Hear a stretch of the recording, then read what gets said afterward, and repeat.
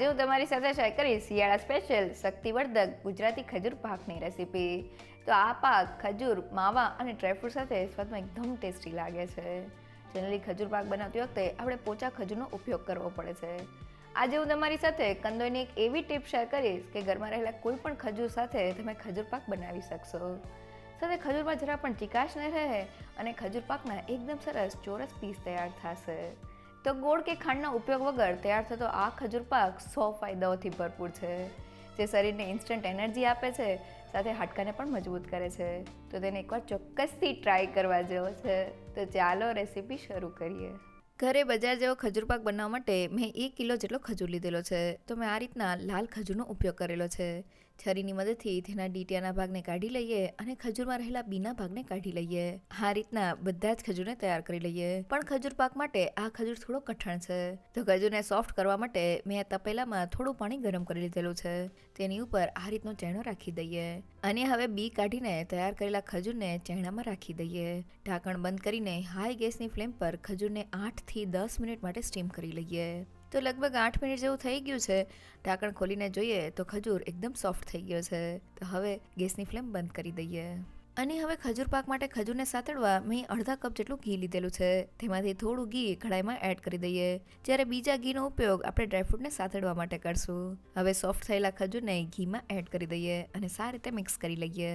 અને હવે આ રીતના ગ્લાસની મદદથી ખજૂરને મેશ કરતા જઈને એકદમ સારી રીતે મિક્સ કરી લઈએ. તો ખજૂર પાકમાં ખજૂર એક બાઇન્ડિંગનું કામ કરે છે, એટલે આ રીતના મેશ કરવાથી ખજૂર એકબીજા સાથે એકદમ સારી રીતે ભળી જશે અને ખજૂર પાકમાં પરફેક્ટ બાઇન્ડિંગ આવશે. તો આપણો ખજૂર એકદમ પોચો અને સોફ્ટ થઈ ગયો છે, એટલે તેને મેશ કરતા જરા પણ સમય નથી લાગતો. તો બધો જ ખજૂર સારી રીતે મેશ થઈ ગયો છે. હવે તેને ભેગો કરી લઈએ અને ઘીમાં સારી રીતે સાતળી લઈએ. તો ખજૂર પાક બનાવતી વખતે આ સ્ટેપ સૌથી ઇમ્પોર્ટન્ટ છે. ખજૂર જેમ ઘીમાં સતળાતો જશે તેમ તેમાંથી ચીકાશનો ભાગ વયો જશે અને ખજૂર પાકના એકદમ સરસ ચોરસ પીસ તૈયાર થશે. તો લગભગ 7 થી 8 મિનિટ જેવું થઈ ગયું છે અને ખજૂર સારી રીતે સતળાઈ ગયો છે. તેની સાઇડ્સમાંથી ઘી છૂટું પડી ગયું છે. થોડો ખજૂર લઈને પ્લેટમાં પાછળની ભાગ ઉપર સ્પ્રેડ કરી દઈએ અને તેને આ રીતના ઉખાડી લઈએ. તો ખજૂરમાં એક સ્ટ્રેચીનેસ આવી ગઈ છે અને જરા પણ ચીકાશ નથી રહેલી. મીન્સ તે સારી રીતે સતળાઈ ગયો છે. તો ખજૂરને હાઈ ગેસની ફ્લેમ પર 8 થી 10 મિનિટ માટે સ્ટીમ કરશું તો ખજૂર એકદમ સોફ્ટ થઈ જશે. અને પછી સોફ્ટ થયેલા ખજૂરને જ્યારે આપણે ઘીમાં સાતળશું ત્યારે ખજૂરમાં એક સ્ટ્રેચીનેસ આવી જશે. ખજૂર પાકમાં ખજૂર એક બાઇન્ડિંગનું કામ કરે છે, એટલે ખજૂર એકદમ સોફ્ટ અને સ્ટ્રેચી હોવો ખૂબ જ જરૂરી છે. ઘીમાં સાતળવાથી ખજૂરમાં એક સ્ટ્રેચીનેસ તો આવી જાય છે, પણ તેમાં ચીકાશનો ભાગ પણ વહી જાય છે. અને હવે ખજૂર પાકમાં એડ કરવાનો ઇન્સ્ટન્ટ માવો બનાવવા માટે મેં 1 કપ જેટલો મિલ્ક પાવડર લીધેલો છે. તો બજારમાં આ રીતના પેકેટમાં મિલ્ક પાવડર ખૂબ જ સહેલાઈથી મળી જાય છે. હવે મિલ્ક પાવડરથી અડધું એટલે કે અડધા કપ જેટલું દૂધ એડ કરી દઈએ અને બંને વસ્તુને સારી રીતે મિક્સ કરી લઈએ. તો બંને વસ્તુ મિક્સ થઈને આપણું ગાંઠા વગરનું મિક્સર તૈયાર થઈ ગયું છે. તો હવે તેને ગેસ ઉપર રાખી દઈએ અને ધીમા ગેસ પર તેને સતત હલાવતા જઈને ભેગું કરી લઈએ. તો ઇન્સ્ટન્ટ માવો બનાવતી વખતે આપણે એ વાતનું ખાસ ધ્યાન રાખવાનું છે કે આપણે મિક્સરને ધીમા ગેસ પર જ કૂક કરવાનું છે, જેથી તમારે જરા પણ ગાંઠા ન પડે.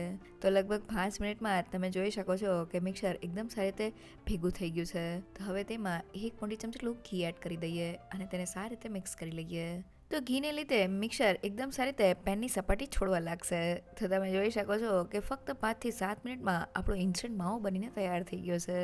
તો હવે ગેસની ફ્લેમ બંધ કરી દઈએ અને માવાને ખજૂરમાં એડ કરી દઈએ અને સારી રીતે મિક્સ કરી લઈએ. હવે ગ્લાસની મદદથી બંને વસ્તુને મેશ કરતા જઈને મિક્સ કરી લઈએ. તો માવો ખજૂરમાં એકદમ સારી રીતે ભળી જાય એટલે આપણે તેને આ રીતના મેશ કરી દેવાનો છે. તો ખજૂર પાકમાં માવો એડ કરવાને લીધે તેનો સ્વાદ એકદમ વધી જાય છે. સાથે માવાને લીધે ખજૂર પાકમાં એક બાઇન્ડિંગ આવી જાય છે અને તેના એકદમ સરસ સ્ક્વેર પીસ તૈયાર થાય છે. અહીંયા મેં મિલ્ક પાવડર સાથે ઇન્સ્ટન્ટ માવો તૈયાર કરેલો છે. પણ જો તમારે બજારનો માવો લેવો હોય તો તમે 1 કિલો ખજૂર સાથે 200 ગ્રામ અને 1 કપ જેટલો રેડીમેડ માવો લઈ શકો છો. આ સિવાય તમે દૂધને ઉકાળીને પણ તેમાંથી માવો તૈયાર કરી શકો છો.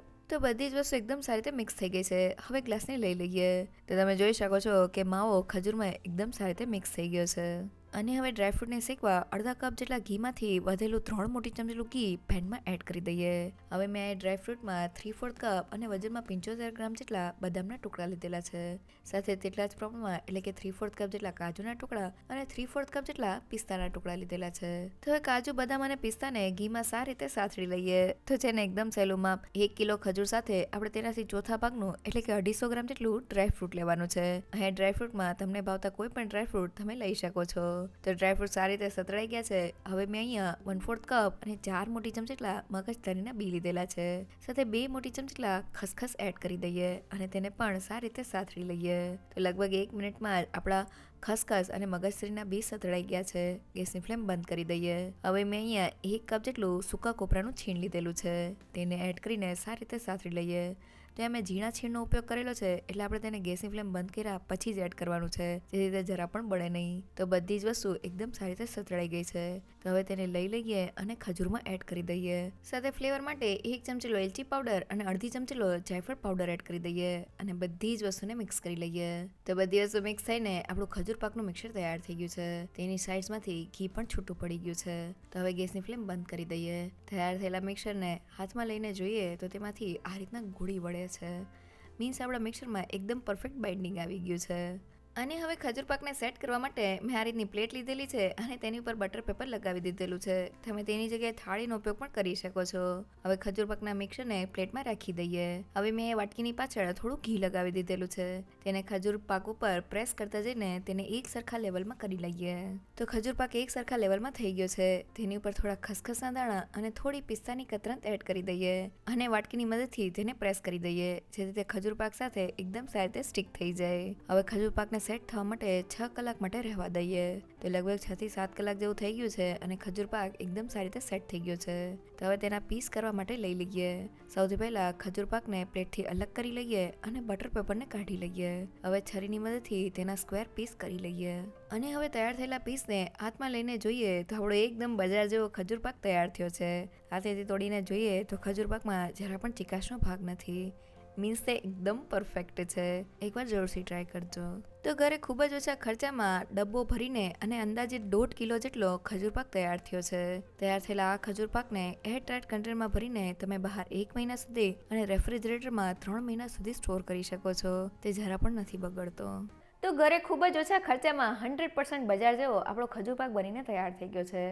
અહીંયા ખજૂર પાકમાં જ્યારે તમે ડ્રાયફ્રૂટ એડ કરો ત્યારે તમારે તેને થોડા ઝીણા સુધારી લેવાના છે, જેથી તે એકદમ સારી રીતે ખજૂર પાકમાં મિક્સ થઈ જાય. સાથે ડ્રાયફ્રૂટને થોડા સાતળી લેવાથી તેનો સ્વાદ એકદમ સરસ આવે છે. તૈયાર થયેલા આ ખજૂર પાકને તમે કોઈ પણ એરટાઇટ કન્ટેનરમાં ભરીને 1 મહિના સુધી સ્ટોર કરી શકો છો. તે જરા પણ નથી બગડતો. ખજૂર પાકની આ રેસીપી જો તમને ગમી હોય તો મને કમેન્ટ સેક્શનમાં જરૂરથી કહેજો. સાથે મારા વિડીયોને લાઇક અને ફ્રેન્ડ્સ અને ફેમિલીમાં શેર કરજો અને મારી ચેનલને સબસ્ક્રાઈબ કરવાનું ના ભૂલશો. તો ફરી મળીએ એક નવી રેસીપી સાથે.